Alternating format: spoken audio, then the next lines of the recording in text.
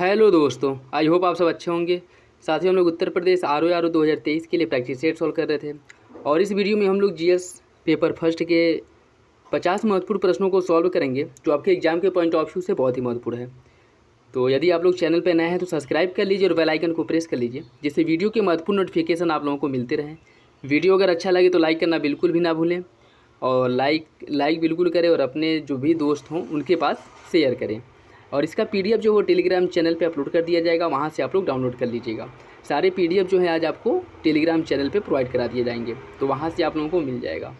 और कोई भी डाउट हो, कन्फ्यूजन हो, कोई फीडबैक हो, कमेंट बॉक्स में दे सकते हैं। तो चलिए इसी के साथ वीडियो की शुरुआत करते हैं। निम्नलिखित कथनों पर विचार कीजिए। राष्ट्रीय टाइगर संरक्षण प्राधिकरण एक सांविधिक निकाय है। यह वन्यजीव अधिनियम 1972 के तहत 2006 में स्थापित किया गया था। यह टाइगर संरक्षण के लिए बनाई गई योजनाओं को मंजूरी प्रदान करता है। आपको बताना है इसका सही आंसर क्या होगा। इसका जो सही आंसर साथियों वो हो जाएगा ऑप्शन सी। 101 का जो सही आंसर हो जाएगा साथियों इसका सही आंसर ऑप्शन डी है। ठीक है, सभी विकल्प जैसे टाइगर संरक्षण अधिनियम, यह जो एक सांविधिक निकाय है, और वन्यजीव संरक्षण अधिनियम 1972 के तहत 2006 में इसकी स्थापना की गई थी, और यह टाइगरों के संरक्षण के लिए बनाई गई योजनाओं को मंजूरी भी प्रदान करता है। तो सभी विकल्प जो है वो सही है। सही आंसर हो जाएगा ऑप्शन डी। नेक्स्ट देखिए, वायुमंडलीय कार्बन जब तटीय समुद्री परितंत्रों पर अंतर्ज्वारीय दलदलों में जमा हो जाती है तो उसे क्या कहा जाता है। Black carbon, blue carbon, green carbon या ब्राउन कार्बन। इसका सही आंसर हो जाएगा ऑप्शन बी, उसे ब्लू कार्बन कहा जाता है। ऑप्शन बी जो है वो सही है। निम्नलिखित युग्मों में से कौन सा एक सही सुमेलित नहीं है। दुलहस्ती परियोजना चिराम नदी पर है, तुलबुल परियोजना झेलम नदी पे, बाढ़ सागर परियोजना है सोन नदी पे, और भाखड़ा नांगल परियोजना है रावी नदी पे। आपको बताना है कौन सा विकल्प गलत है। इसका सही आंसर हो जाएगा ऑप्शन डी, भाखड़ा नांगल परियोजना यह रावी नदी पे नहीं है। ठीक है, यह बहुत फेमस नदी और बहुत ज़्यादा चर्चा में था एक समय।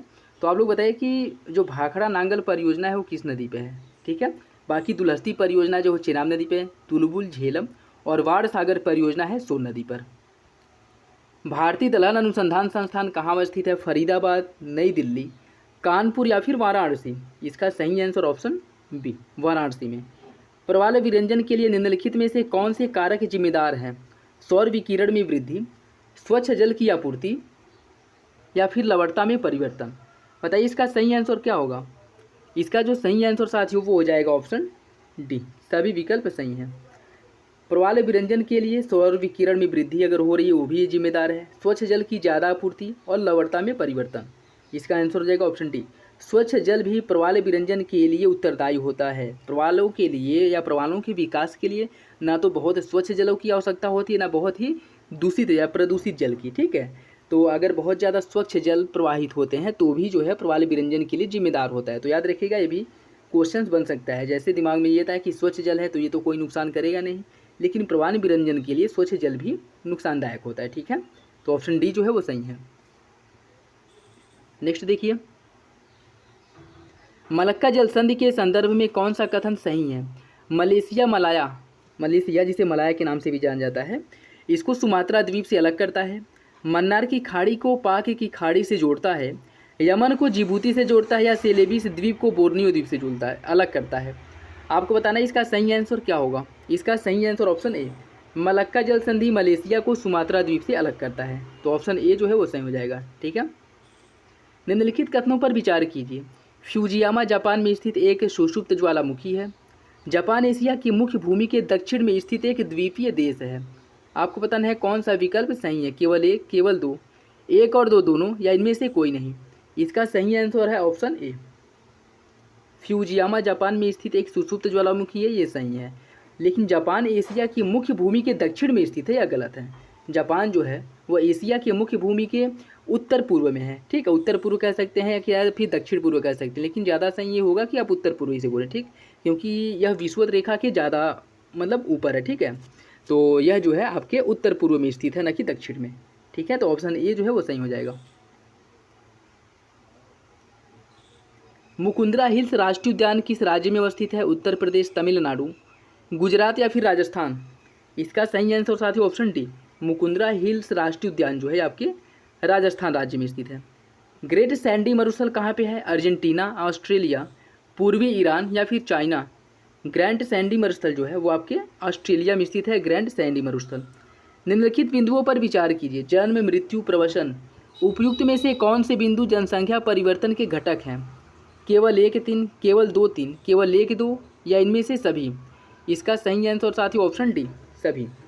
देखिए, जन्म से भी जो जनसंख्या है उसमें परिवर्तन आता है, मृत्यु से भी जनसंख्या में परिवर्तन होता है और प्रवसन से भी होता है। जैसे कुछ लोग, ये बड़ी संख्या में मेजोरिटी लोग अगर कहीं और बस जाएं, जैसे आप यूपी और बिहार के जो लोग हैं वो ज़्यादातर दिल्ली मुंबई जाते हैं काम करने के लिए, तो वहाँ की जनसंख्या में परिवर्तन होगा कि नहीं होगा? यहाँ के जो लोग जा रहे हैं वो भी वहाँ की डेंसिटी को, जो जनसंख्या घनत्व बढ़ाएंगे।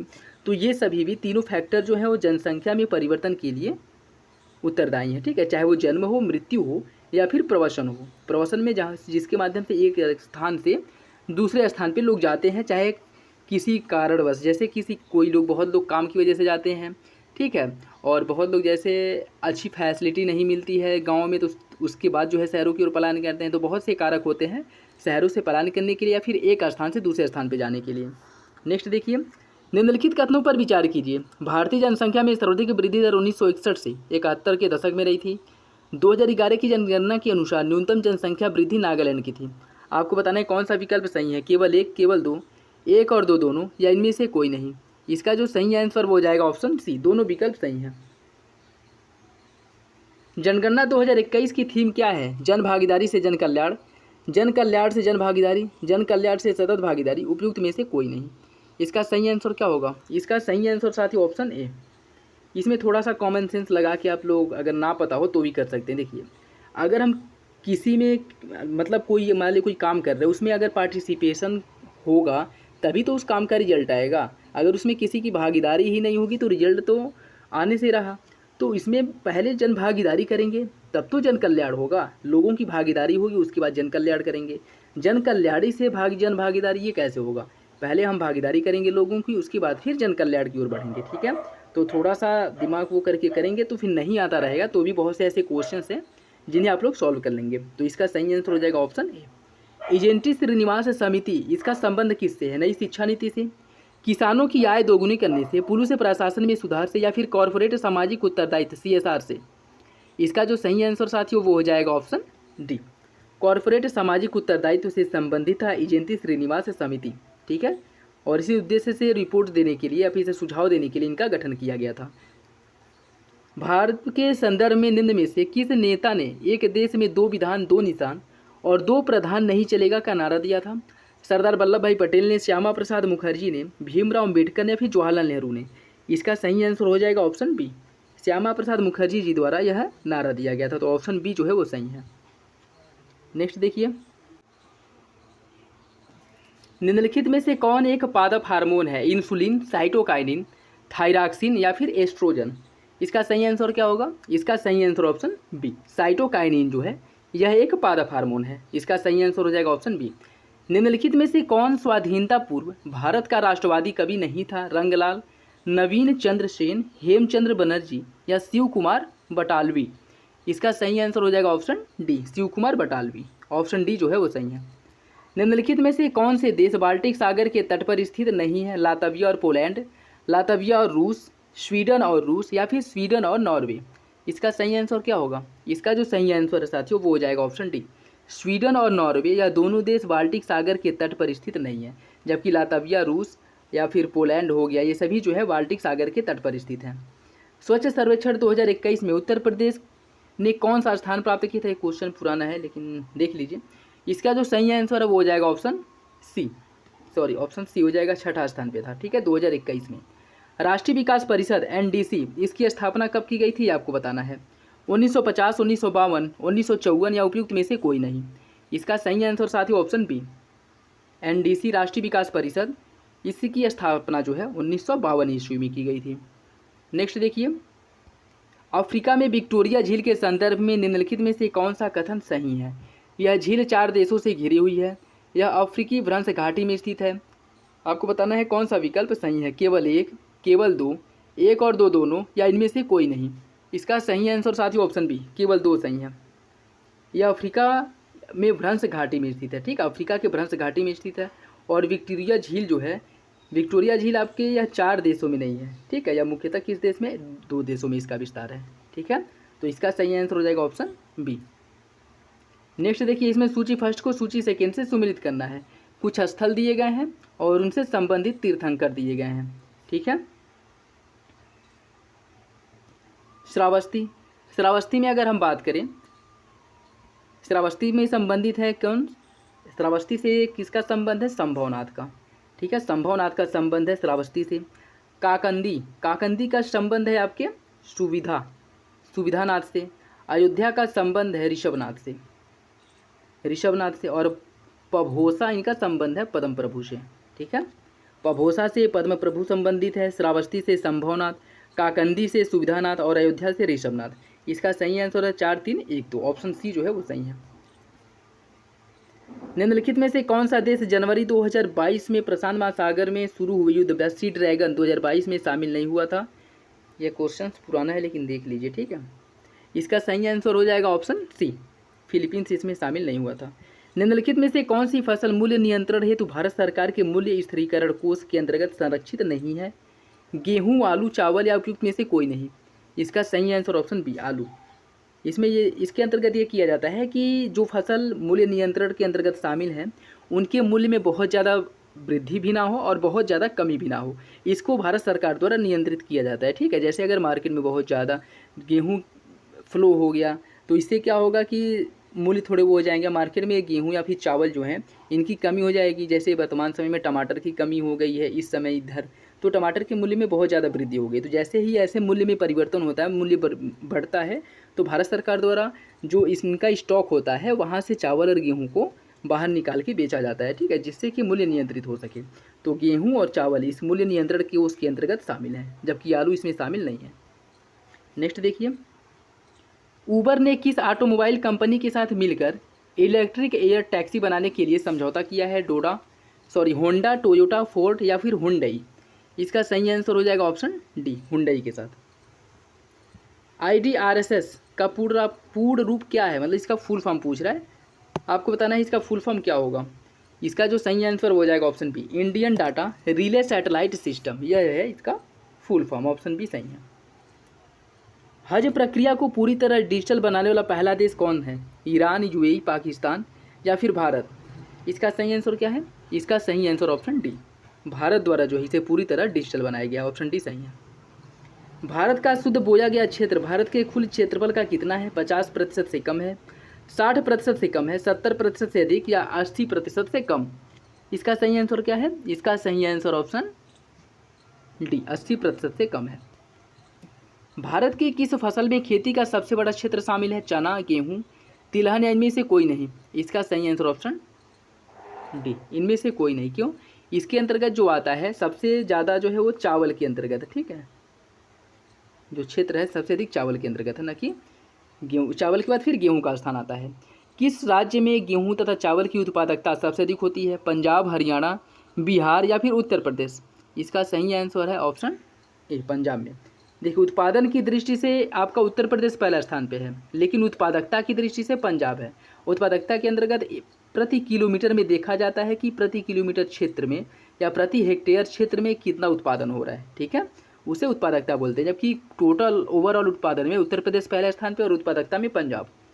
लिंगानुपात 2011 के अनुसार उत्तर प्रदेश में किस जिले में सबसे कम लिंगानुपात, सर्वाधिक साक्षरता और सर्वाधिक दशकीय वृद्धि देखी गई है। महोबा, गाजियाबाद, गौतम बुद्ध नगर या इनमें से कोई नहीं। इसका सही answer option C, Gautam Buddh Nagar में। स्थापना वर्ष के आधार पर निम्नलिखित को क्रम में व्यवस्थित करना है। आसियान, सार्क और बिम्स्टेक, ठीक है। सबसे पहले कौन स्थापित हुआ था, उसके बाद किसकी स्थापना हुई थी, उसके बाद किसकी, उसे जो आपको क्रम में लगाना है। तो इसका जो सही आंसर हो जाएगा ऑप्शन सी, तीनों जो है क्रम में है, ठीक है। सबसे पहले आसियान स्थापित हुआ था, फिर सार्क और फिर बिम्स्टेक। राष्ट्रीय पत्रकारिता दिवस कब मनाया जाता है। 16 नवंबर, 2 मार्च, 20 जनवरी या 17 नवंबर। इसका सही आंसर क्या होगा, यह आपका 16 नवंबर को मनाया जाता है राष्ट्रीय पत्रकारिता दिवस। द बैटल ऑफ बिलोंगिंग पुस्तक के लेखक कौन है। दलाई लामा, रामनाथ कोविंद, शशि थरूर या फिर रोमिला थापर। इसका सही answer option C, Shashi Tharoor द्वारा द बैटल ऑफ बिलोंगिंग पुस्तक की रचना की गई, ऑप्शन सी सही है। जनगणना 2011 के अनुसार निम्न में से किस राज्य में सबसे अधिक ग्रामीण आबादी है। महाराष्ट्र, पश्चिम बंगाल, अरुणाचल प्रदेश या फिर बिहार? इसका सही आंसर ऑप्शन सी बिहार में। किस युद्ध को जीतने के बाद बाबर द्वारा गाजी की उपाधि धारण की गई थी? खानवा युद्ध, पानीपत, चंदेरी या फिर घाघरा? इसका सही आंसर ऑप्शन ए खानवा युद्ध जीतने के बाद बाबर ने गाजी की उपाधि धारण की थी। ऑप्शन ए सही है। भारत में निम्नलिखित प्रथम कंप्यूटर का नाम क्या है? बुद्ध, आर्यभट्ट, सिद्धार्थ या फिर आम्रपाली? इसका जो सही आंसर साथियों वो बताइए क्या होगा? इसका जो सही आंसर वो हो जाएगा ऑप्शन, भारत में निर्मित पहला जो कंप्यूटर था, ठीक है, इसका नाम जो है सिद्धार्थ है। Option C. एक कृत्रिम उपग्रह में विद्युत ऊर्जा का स्रोत क्या है? डायनमो, सौर सेल, थर्मोपाइल या लघु नाभिकीय रिएक्टर? इसका सही आंसर क्या होगा? इसका सही आंसर ऑप्शन बी, सौर सेल। निम्नलिखित में से किस अभिलेख में अशोक के नाम का उल्लेख किया गया है? अरौरा, सारनाथ, गुर्जरा या फिर रुमिनदेई? इसका सही आंसर ऑप्शन सी। 4 अभिलेख ऐसे हैं जहाँ पे अशोक के सीधे सीधे नाम का उल्लेख किया गया है। अन्य स्थानों पे अशोक के नाम का उल्लेख न करके उसे प्रियदस्ती के नाम से संबोधित किया गया है, जबकि गुर्जरा, मास्की, नित्तूर और उदेगोलम, यह 4 अभिलेख, 4 स्थान ऐसे हैं जहाँ पे जो अभिलेख पाए गए हैं वहाँ पे अशोक के नामों का उल्लेख किया गया। ठीक है, एक बार और मैं रिपीट कर रहा हूँ, अगर नोट करना चाहें तो कर सकते हैं। गुर्जरा है, मास्की, नित्तूर और उदेगोलम। ठीक है, और इसका सही आंसर हो जाएगा ऑप्शन सी। निम्नलिखित में से कौन सा आउटपुट डिवाइस नहीं है? प्रिंटर, टच स्क्रीन, मॉनिटर या फिर प्लांटर? बताइए इसका सही आंसर क्या होगा? इसका जो सही आंसर हो जाएगा ऑप्शन बी, टच स्क्रीन। निम्नलिखित नेताओं में से किसने भारत छोड़ो आंदोलन के दौरान जेल से फरार होकर भूमिगत कार्रवाई या भूमिगत होकर लोगों को संगठित किया था? ये मतलब उस समय बहुत ज़्यादा फेमस थे। भूमिगत कार्रवाई का नेतृत्व किसके द्वारा किया गया था? अच्युत पटवर्धन, जयप्रकाश नारायण, राम मनोहर लोहिया या जवाहरलाल नेहरू? इसका सही आंसर साथियों ऑप्शन बी, जयप्रकाश नारायण द्वारा भूमिगत कार्रवाई का निर्वहन किया गया था। ठीक है ना, यानी फिर नेतृत्व किया गया था भारत छोड़ो आंदोलन के समय। मुगल काल में वह मदरसा कहाँ स्थित था जिसने मुस्लिम न्याय शास्त्र की पढ़ाई में विशिष्टता हासिल की थी? लाहौर में, दिल्ली में, लखनऊ में या फिर हैदराबाद में? इसका सही आंसर है ऑप्शन सी, यह मस्जिद जो है लखनऊ में स्थित थी।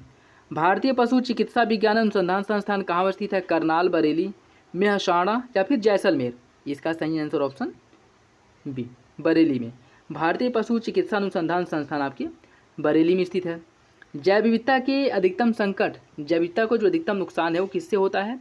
जल प्रदूषण से, जलवायु परिवर्तन से, अनुपयुक्त कृषि क्रियाओं से या प्राकृतिक निवास एवं वनस्पतियों के विनाश से? यह इसमें पूछ रहा है कि सबसे अधिक नुकसान किससे होता है, तो इसका जो सही आंसर हो जाएगा ऑप्शन डी, प्राकृतिक निवास और वनस्पतियों के विनाश से जैव विविधता को सबसे अधिक नुकसान होता है। निम्नलिखित में से कौन सा युग्म सही सुमेलित नहीं है? भारतीय गन्ना अनुसंधान संस्थान लखनऊ में है, भारतीय सब्जी अनुसंधान संस्थान वाराणसी में, भारतीय दलहन अनुसंधान कानपुर में, केंद्रीय उपोष्ण उद्यान अनुसंधान संस्थान जोधपुर में? आपको बताना है कौन सा विकल्प गलत है। इसका जो सही आंसर साथियों वो हो जाएगा ऑप्शन डी। अफ्रीका का सर्वोच्च शिखर माउंट किलिमंजारो किस देश में स्थित है? तंजानिया, केन्या, मलावी या फिर जाम्बिया? इसका सही आंसर हो जाएगा ऑप्शन ए, तंजानिया में। किलिमंजारो पर्वत जो है, जो अफ्रीका का सर्वोच्च शिखर है, ये आपके तंजानिया में स्थित है। भारत के किसी राज्य में उच्च न्यायालय के न्यायाधीश किसके द्वारा नियुक्त किए जाते हैं? राज्य के राज्यपाल द्वारा, भारत के मुख्य न्यायाधीश द्वारा, भारत के राष्ट्रपति द्वारा या केंद्रीय मंत्रिमंडल द्वारा? इसका सही आंसर क्या होगा? इसका सही आंसर साथियों ऑप्शन सी, भारत के राष्ट्रपति द्वारा इनकी नियुक्ति होती है। राज्यपाल की न्यायिक शक्तियों के संदर्भ में निम्नलिखित कथनों पर विचार कीजिए। दंड को क्षमा, उसका प्रविलंबन, विराम तथा परिहार कर सकता है। वह संबंधित राज्य के उच्च न्यायालय के न्यायाधीशों की नियुक्ति कर सकता है। पता है इसका सही आंसर क्या होगा? एक और दो दोनों या इनमें से कोई नहीं? इसका सही आंसर साथियों ऑप्शन ए, पहला सही है, दूसरा गलत है। भारतीय संविधान के अंतर्गत निम्नलिखित में से कौन सा मूल कर्तव्य नहीं है? लोक चुनाव में मतदान करना, वैज्ञानिक प्रवृत्ति विकसित करना, सार्वजनिक संपत्ति की सुरक्षा करना, संविधान के प्रति निष्ठावान रहना और उनके आदर्शों का सम्मान करना? बताइए मूल कर्तव्य कौन सा इसमें नहीं है? इसका जो सही आंसर साथियों वो हो जाएगा ऑप्शन ए, लोक चुनाव में मतदान करना ये मूल कर्तव्य नहीं, ये कानूनी अधिकार है, ठीक है, जो हमें प्राप्त है। तो सही आंसर हो जाएगा ऑप्शन ए। भारत के संविधान के अनुच्छेद 32 के अंतर्गत संवैधानिक उपचारों के अधिकार के बारे में निम्नलिखित में से कौन सा कथन सही नहीं है? यह मूल अधिकार के प्रवर्तन का अधिकारी है या फिर अधिकार है। इस उपबंध के अंतर्गत उच्चतम न्यायालय को रीट जारी करने का अधिकार दिया गया है। इस अनुच्छेद द्वारा प्रत्याभूत अधिकारों को निलंबित नहीं किया जा सकता। इस उपबंध के अंतर्गत संसद किसी अन्य न्यायालय को रीट जारी करने के अधिकार का प्रयोग करने की शक्ति दे सकती है। आपको बताना है कौन सा विकल्प गलत है। इसका जो सही आंसर वो हो जाएगा ऑप्शन सी। क्या कह रहा है कि इस अनुच्छेद द्वारा प्रत्याभूत अधिकारों को निलंबित नहीं किया जा सकता, यह गलत है। ठीक है, अधिकारों को निलंबित भी किया जा सकता है। पत्थर पर बनी उभारदार मूर्तिकला के रूप में स्वर्ग से गंगा नदी के अवतरण का चित्रण कहाँ किया गया है?